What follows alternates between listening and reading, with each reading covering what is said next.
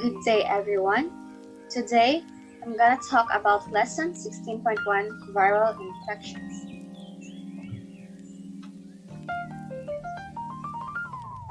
Number one is chickenpox. What is this? Chickenpox is largely a childhood disease with more than 90% of cases occurring in children younger than 10 years. The disease is benign in the healthy child and increased morbidity occurs in adults and immunocompromised patients. Chickenpox is usually diagnosed clinically on the basis of the characteristic rash and successive crops of lesions. This may be found in various developmental and healing stages in affected sites. Patient exposure to an infected contact within the incubation period of 10 to 21 days is an important diagnostic tool. Varicella zoster virus is the virus for chickenpox, or that could cause chickenpox. Pathogenesis.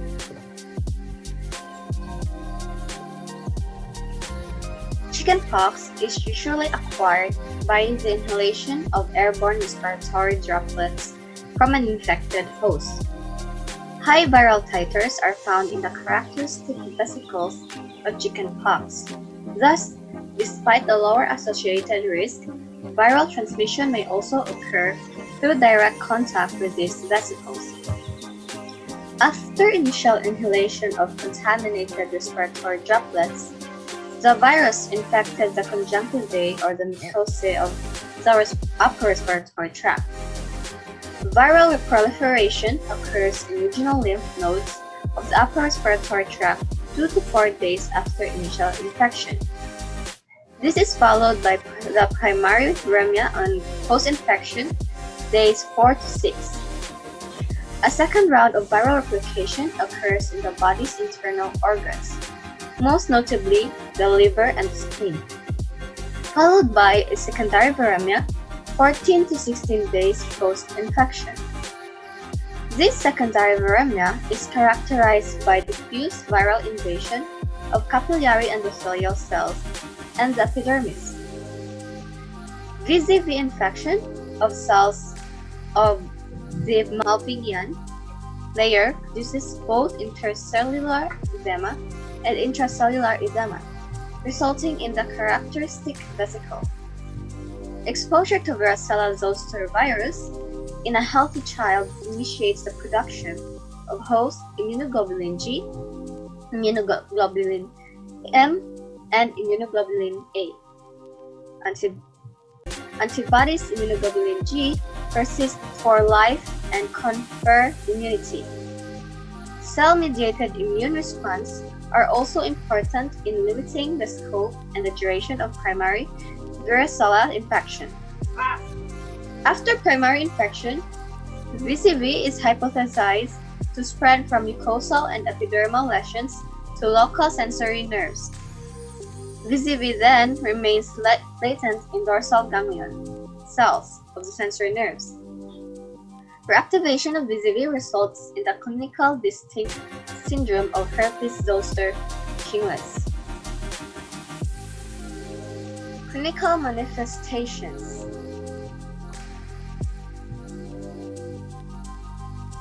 The classic symptoms of chickenpox is a rash that turns into itchy fluid-filled blisters that eventually turn into scabs.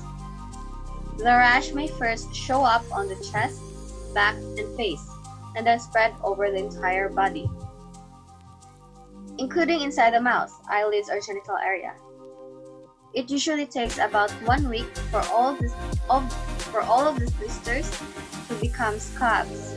Other typical symptoms that they begin to appear 1 to 2 days before rash include fever, tiredness, loss of appetite, and headache.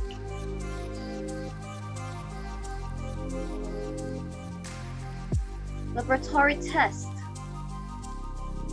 The laboratory tests for chickenpox are polymerase chain reaction testing, which is the most sensitive method for confirming a diagnosis of varicella, or VZV in skin lesions or vesicles have maculopapular lesions. Immunoglobulin M testing is considerably less sensitive than PCR testing of skin lesions. Commercially, immunoglobulin assay may not be reliable and false negative immunoglobulin results are not uncommon. Paired acute and convalescent sera showing a fourfold rise in immunoglobulin G antibodies have excellent specificity for varicella, but are not as sensitive as PCR of skin lesions for diagnosing varicella. Blood testing is also one. Chac smear involves scraping the base of the lesions and then staining the scrapings to demonstrate multinucleated giant cells. And the presence of multinucleated giant cells suggests a herpes virus infection, but is not specific for varicella zoster virus. Immunohistochemical staining. It is a staining of skin lesions. Scraping can confirm varicella. Treatment. Oral acyclovir, intravenous acyclovir therapy, varicella zoster immune globulin or VARIZIG, and the vaccine, live attenuated varicella vaccine or orchestrate.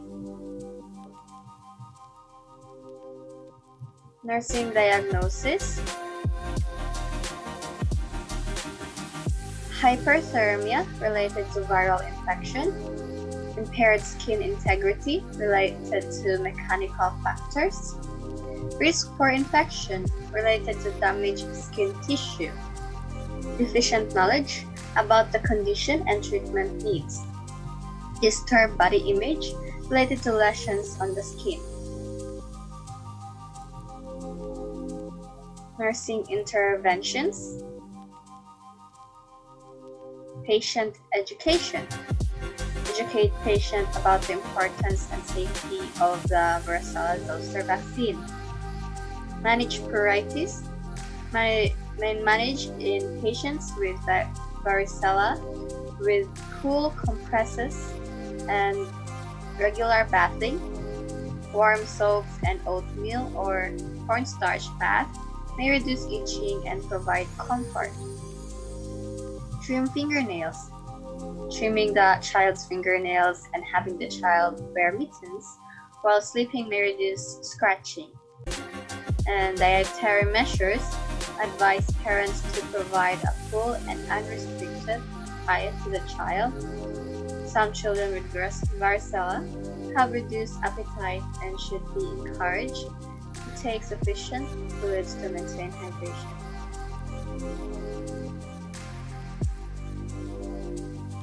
Prognosis of chickenpox. Chickenpox that affects a healthy child is usually a self-limited disease. Increased morbidity occurs in adult and immunocompromised populations. Central nervous system manifestations may occur. The other one, number 2, herpes zoster. Herpes zoster, also called shingles, in an infection caused by the varicella zoster virus. Herpes zoster develops over the lifetime of about 10% to 20% of all adults who had chickenpox earlier in life, usually after 50 years of age. The rates of occurrence tends to be the same in both men and women. Slightly higher in Caucasian compared to African Americans. The pathogenesis.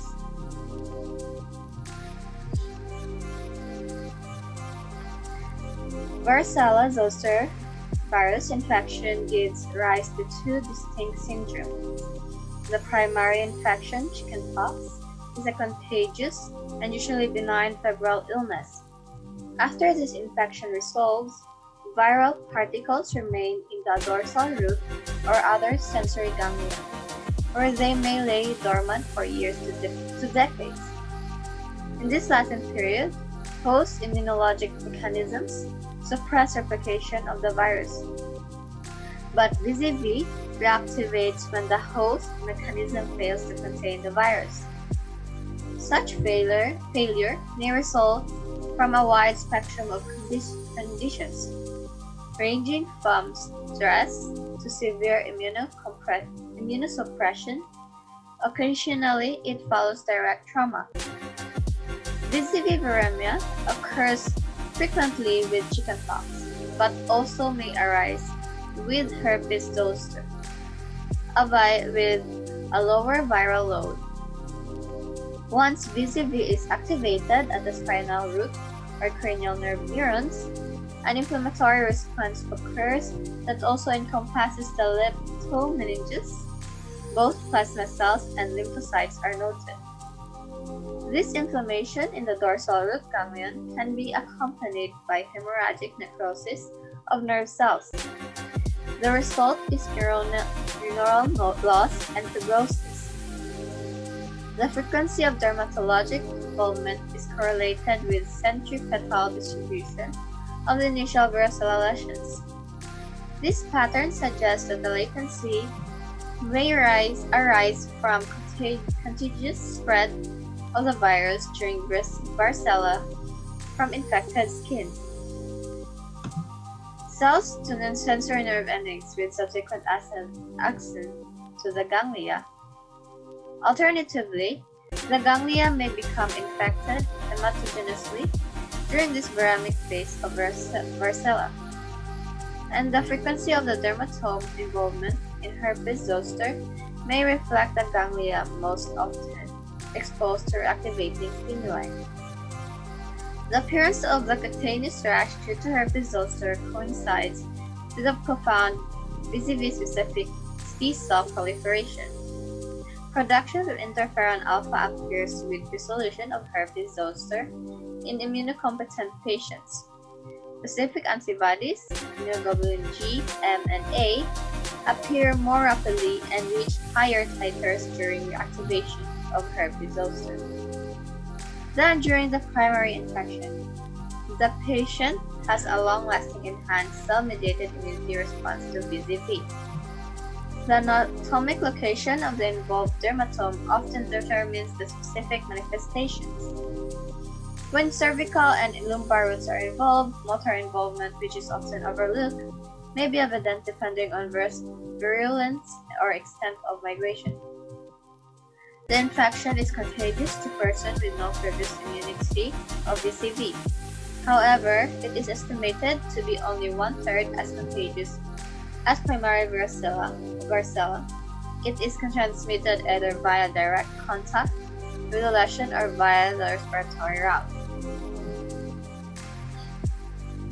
Its clinical manifestations.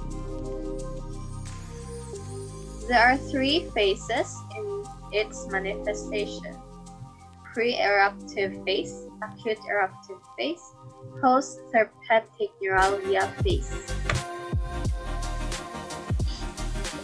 Pre-eruptive phase, the previously dormant VZV becomes reactivated within the dorsal root ganglia of the spinal cord.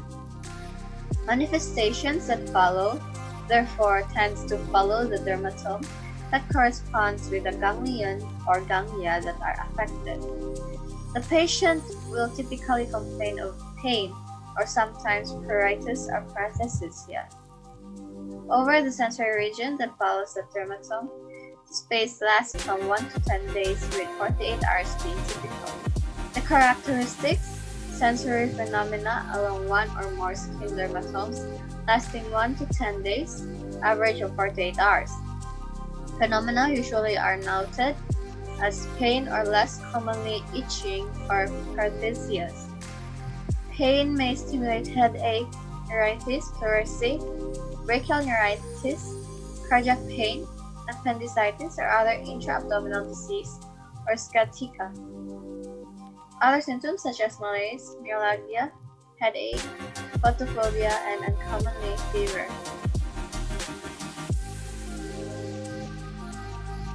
Acute eruptive phase. The acute eruptive phase is heralded by the appearance of unilateral patchy erythematous areas in the dermatomal area that is affected. Vesicles develop that appear initially clear, then become cloudy, and eventually rupture and crust, as shown in the picture. The pain that accompanies this stage is typically described as severe and unrelenting.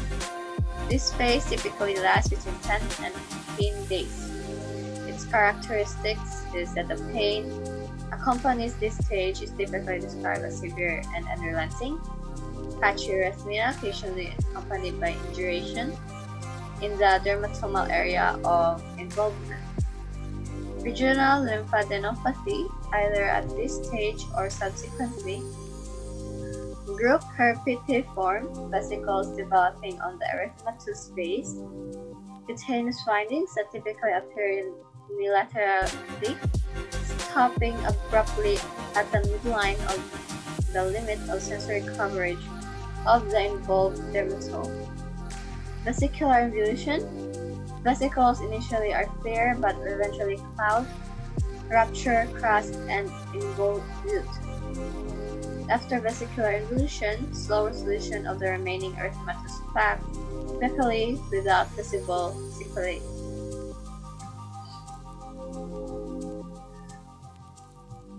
Post-herpetic neuralgia phase. The last phase, phase N, is variable in terms of both duration and manifestations. The pain is typically localized to the dermatomal area that was affected. Approximately 50 of adults older than 60 years with herpes zoster experience patient pain for longer than 60 days. Its characteristics is that the pain is typically localized to the dermatomal area that was affected. Persistent or recurring pain lasting 30 or more days after the acute infection after all lesions have crested 9 to 45% of all cases. Pain can persist for weeks, months, or years. Slow resolution of pain is especially common in the elderly. Patient is observed more frequently after cases of herpes zoster ophthalmicus and in instances of upper body dermatomal involvement. Herpes zoster ophthalmicus is a rare subtype of herpes zoster that causes severe consequences. Typically, in herpes zoster ophthalmicus, a branch of the trigeminal nerve is affected that innervates the ocular and periocular structures. This may cause significant pain and morbid ocular complications, including blindness. Its common features of herpes zoster ophthalmicus are classic symptoms and lesions of herpes zoster. Ophthalmic manifestations including conjunctivitis, scleritis, episcleritis, keratitis, and as follows.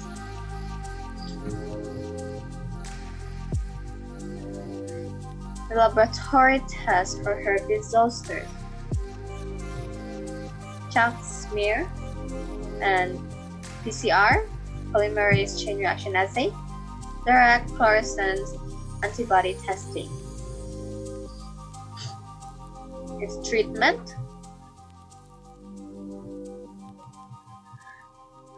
herpes zoster infection can be arrested if oral antiviral agents such as acyclovir, valacyclovir, or famiciclovir are given within 24 hours of initial eruption.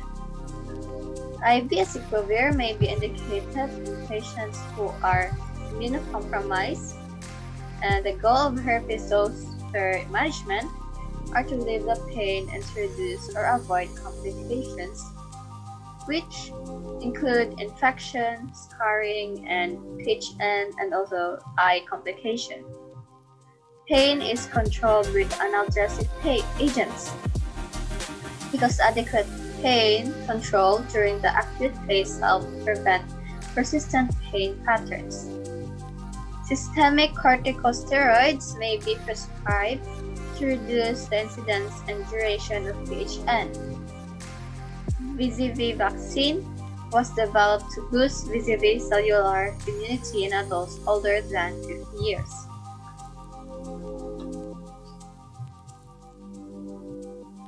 Nursing diagnosis. Acute or chronic pain, deficient knowledge, risk for infection, and risk for disturbed body image.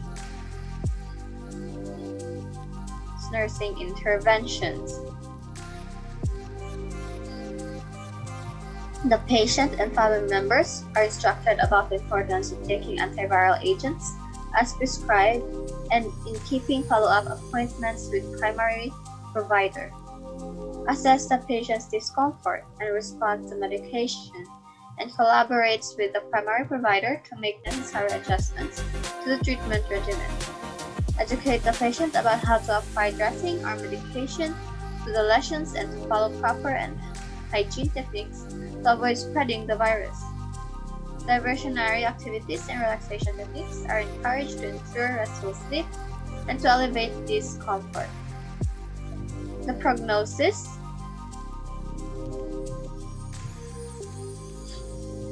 The rash usually resolves within 10 to 15 days. The prognosis for younger and otherwise healthy patients is excellent. Elderly people have a significant increased risk for complications. The last, herpes simplex. What is this? Herpes simplex is a common skin infection. There are two types of the causative virus, which are identified by viral typing, which, in general, herpes simplex type 1 occurs on the skin of the lips, mouth, gums, or tongue, or on the skin around the mouth. And type 2 occurs in genital area, but both viral types can be found in both locations. Herpes simplex type 1. Herpes labialis is an infection that is caused by herpes simplex virus type 1. It is characterized by an eruption of small, painful blisters on the skin of the lips, mouth, gums, tongue, or the skin around the mouth. The blisters are commonly referred to as cold sores or fever blisters.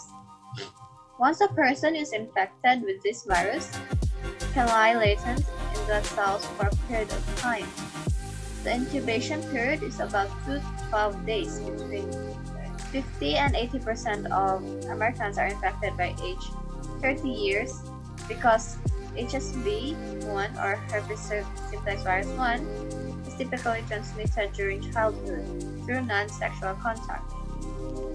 Herpes labialis is extremely contagious and can be spread through contaminated razors, towels, and dishes.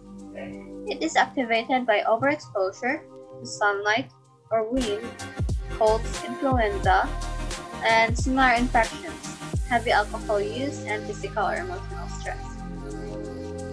Herpes simplex virus 1 may also cause genital herpes. Oral genital contact can spread oral herpes of the genitals and vice versa. People with active herpetic lesions should avoid oral sex. It is extremely important for patients to understand that the virus can be transmitted by symptomatic people. Estimates suggest that 80% of people infected are asymptomatic.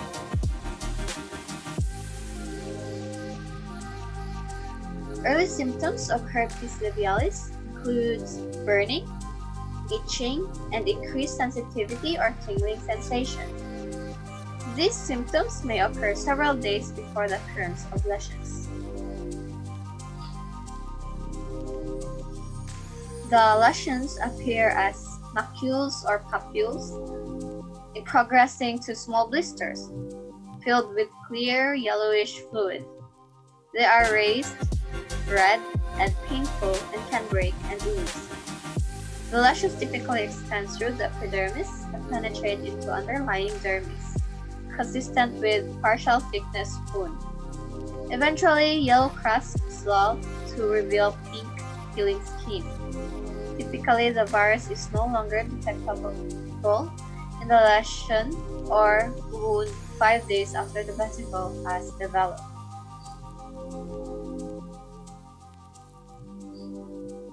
Treatment.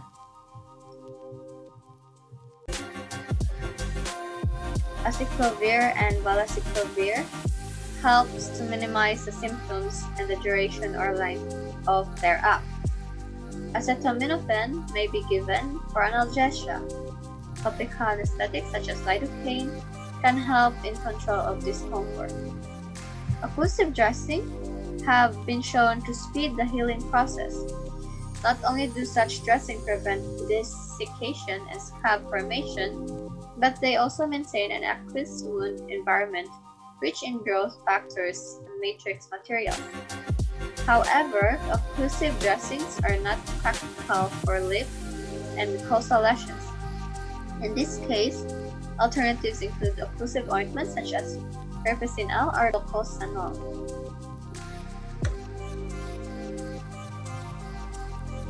Herpes simplex virus 2 is a recurrent lifelong viral infection that causes herpetic lesions on the external genitalia and occasionally the vagina and cervix.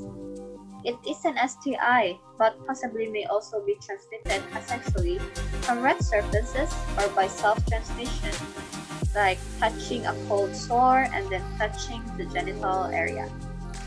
The initial infection is usually very painful and blisters may take 2 to 4 weeks to heal, but it can also be asymptomatic. Over 87% of infected individuals are unaware of their infection. Most HSV transmission occurs from asymptomatic viral shedding. Recurrences are less painful, self-limited, and usually produce less severe symptoms. Some patients have few or no recurrences, whereas others have frequent bouts. Recurrences can be associated with stress, sunburn, dental work, or inadequate rest or poor nutrition, or any situations that tax the immune system.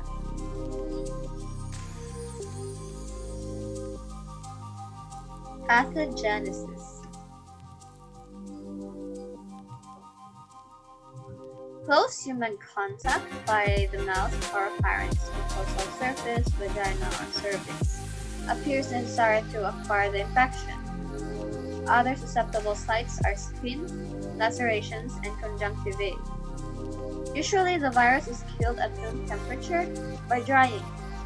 When viral replication diminishes, the virus ascends the peripheral sensory nerves and remains inactive in the nerve ganglia. Another outbreak may occur when the host is subjected to stress.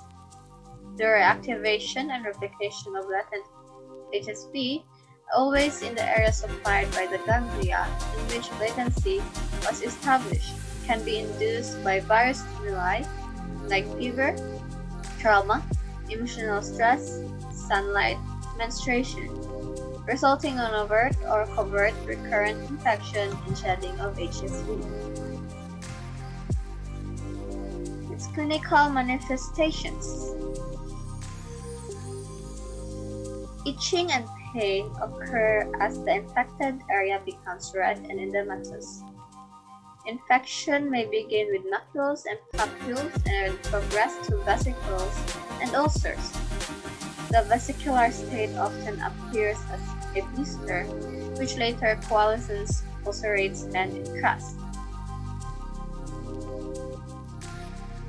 Influenza-like symptoms may occur 3 or 4 days after the lesions appear. Inguinal lymphadenopathy or enlarged lymph nodes in the groin, minor temperature elevation, malaise, headache, myalgia, and dysuria are often noted. Pain is evident during the first week and then decreases. Lesions last 2 to 12 days before resting.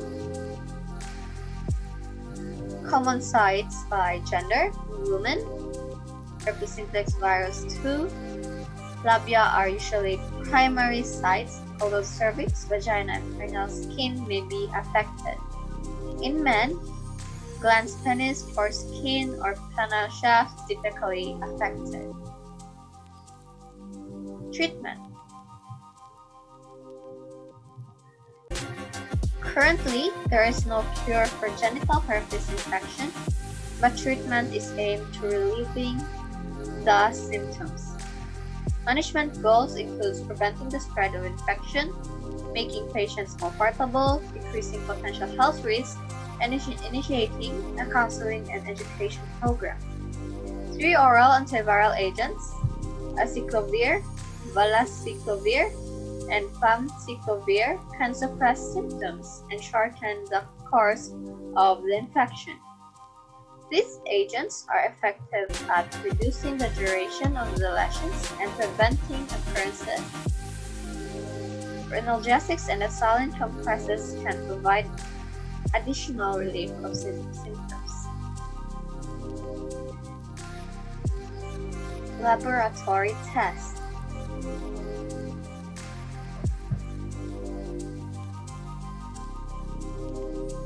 Culture, tank smear, polymerase chain reaction, direct fluorescent antigen, antibody testing, and imaging studies.